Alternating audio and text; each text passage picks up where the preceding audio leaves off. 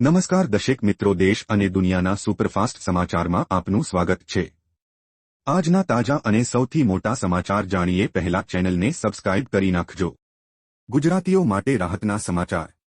રાજ્યમાં હવામાન વિભાગે નવી આગાહી કરી છે।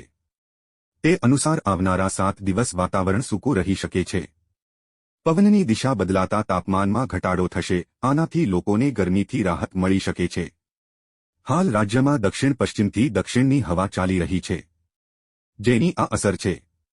જણાવી દઈએ કે હાલ તો રાજ્યના ઘણા શહેરોમાં 40 ડિગ્રીની આસપાસ તાપમાન નોંધાયું છે, જ્યારે અમરેલી 42 ડિગ્રી સાથે સૌથી ગરમ રહ્યું છે। ખેડૂતોને મળશે ડબલ હપ્તા। ખેડૂતો માટે લોકસભાની ચૂંટણી પહેલા સારા સમાચાર આવી શકે છે। વડાપ્રધાન નરેન્દ્ર મોદી લોકસભાની ચૂંટણી પહેલા રાજ્યના ખેડૂતોને ભેટ આપીને ખુશ કરી શકે છે।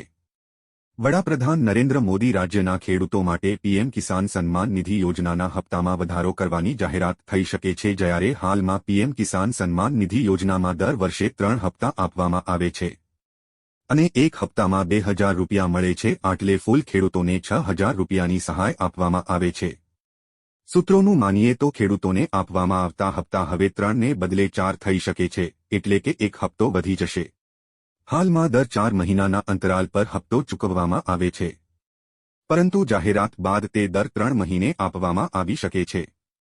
એટલે કે ખેડૂતોને હવે વર્ષમાં 6000ની બદલે 8000 આપવામાં આવી શકે છે। રાજકોટમાં આવ્યો ભૂકંપ। રાજકોટમાં ભૂકંપ આવ્યો છે, જેની તીવ્રતા 2.9ની હતી। બપોરે 2 વાગ્યાની આસપાસ રાજકોટ નજીક શાપર વિસ્તારમાં ભૂકંપનો આંચકો આવ્યો હતો। શાપર, વેરાવળ અને આસપાસ વિસ્તારમાં આંચકો અનુભવાયો હતો। રાજકોટથી 16 કિલોમીટર દૂર ભૂકંપનું કેન્દ્રબિંદુ નોંધાયું છે।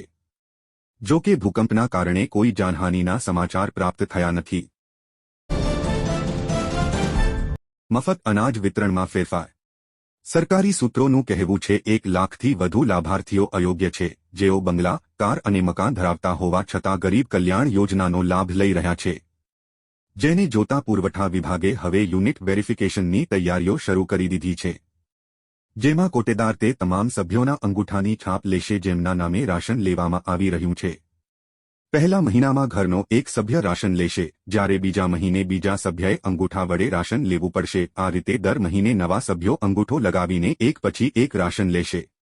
જ્યાં સુધી તમામ એકમોની ચકાસણી ન થાય ત્યાં સુધી આ ક્રમ ચાલુ રહેશે। વેરિફિકેશનની આ નવી સિસ્ટમ શરૂ કરવા માટે ઇલુક મશીનને સુધારવાની તૈયારીઓ ચાલી રહી છે।